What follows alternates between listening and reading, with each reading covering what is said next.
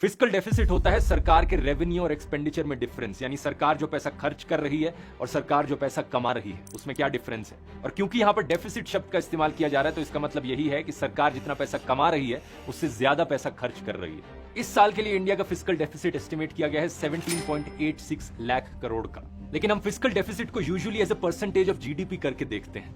पिछले साल सरकार ने टारगेट रखा था कि ये 5.9% ऑफ जीडीपी होना चाहिए इस साल, और रिवाइज्ड एस्टिमेट्स हमें दिखाते हैं कि सरकार ने ना सिर्फ अपना टारगेट अचीव किया बल्कि ये उससे भी कम पर ले आए, 5.8% पर। इनफैक्ट सरकार ने 2003 में एक एक्ट पास किया था, fiscal responsibility and budget management act of 2003। इस एक्ट के अनुसार सरकार का टारगेट होना चाहिए फिस्कल डेफिसिट को सिर्फ 3% ऑफ नॉमिनल जीडीपी रखा जाए।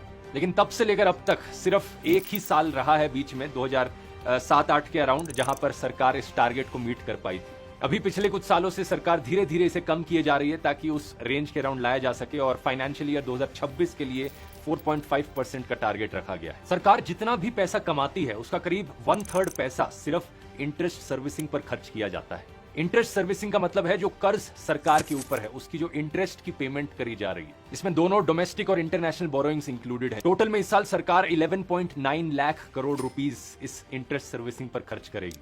ये नंबर पिछले साल के कंपैरिजन में 1.35 लाख करोड़ रुपीस बढ़ चुका है।